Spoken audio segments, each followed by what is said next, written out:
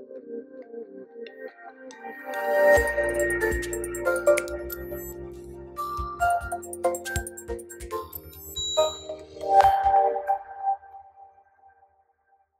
everyone, with Tom at Euroa to take a look at our runners this weekend. Let's kick off at Moonee Valley on Friday night. The opening race is the 1200 metre maiden. We have My Aim Is True for Regan Bayliss. She ran really well their last start. She was stiff to run into the eventual winner, and I think this looks a nice race for her. She should be hard to beat. Race 3 is a 1000 metre event for 3-year-olds. First up from a spell, Athena Lass Ben Thompson, claiming 2. Comes into the race well after the claim. She's got good Moonee Valley form. Tough race, but I'd expect her to put herself on the pace and be in it for a long way. Race 4 is a 1600 metre event again for 3-year-olds. We've got Saguna for Mark Zara. Won well last start at Ballarat, drawn to get a bit of cover. Tough race, but I think he's an each way hope. Race 6 on the card over 2500 metres. We have the second emergency Raindrops on Roses, who's also accepted to run at Morphettville Saturday. She won well last start. We've got to make a decision today whether we take her into state. At the moment, she's emergency at Moonee Valley, so I'll be talking to the owners and we'll make a decision later today. On to Caulfield on Saturday. Our first runner comes up in race 2, which is the Group 2 over 1400 metres for 3-year-olds. We've got Snitson, Mark Zara. I think this is a really promising colt. He's drawn to get a good run, small field. He's had time up at the farm and worked very well heading into this. I think he'll be hard to beat. Race 3 is the Group 2 Blue Diamond Prelude for the fillies. We've got Catchy, Craig Williams. She's a filly that's really got the form on the board. Goes into Winkers for the first time, taking on Limestone, which she's beaten in the past. But I think based on her present form and the way she's been working, she's going to be hard to beat again. Race 4 is the Group 3 Blue Diamond Prelude for the boys this time. We've got 2 runners. The first is Wait for No One for Damien Lane. Just went a little bit quick first up and got a bit tired late. We're going to try and ride him to get a little bit of cover and a bit quieter.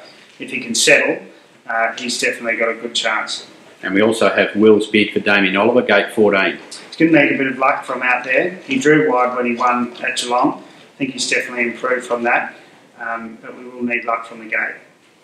Race 5 is the Group 3 Kevin Hayes Stakes. 2 runners. The first of those is Zumbakwa for Regan Bayliss. Going really well. Nice black type race to kick her off in, but might find this a touch sharp. And we also have Furyk for Craig Williams. Yeah, she ran well last start down the straight, but I think she's going to be better in this around a bend. And got a hot jockey on in Craig Williams. I think she's got a terrific hope. On to race 6, the Group 2 Rubiton Stakes over 1100 metres. We've accepted with 2 runners. The first is Fast and Rocking for Regan Bayliss. Yeah, he's got really good Caulfield form. I don't mind him drawn out a bit. Some of his best runs have been when he's drawn a fraction wide. But we're taking on Chautauqua, Hellbent, Wild Rain. It's going to be a really good spread. But I think he's definitely got a good each-way hope. And the second of our runners is Miss Promiscuity. Yeah, she's going to be scratched. She had to be scratched last Saturday. She had a little bit of a foot. Her action was fine leading into this, but a pre-race scope, she had a bit of mucus, so we're going to wait and get her right. On to race 7 is the Group 1 C4 Stakes over 1400 metres. First up from a spell, he's our Rocky, Regan Bayliss. Yeah, look, it's a crackerjack race, which you'd expect. He's our Rocky, he's got good fresh form, and he's got good Caulfield form also. So look, whatever he does, he'll improve on. But he always, when he gets to the races, he gives his best, and I'm sure he'll run well. Race 8 is the Group 3 Carline Cup over 1600 metres. We've got 2 runners. The first is Pillow Desai, again Regan Bayliss. Yeah, he's first up. On his recent form, you'd say that this might be a fraction short for him. He's been going very well at the jump outs, and he might run a cheeky race fresh. And out to the mile, Brand Rosso for Dwayne Dunn.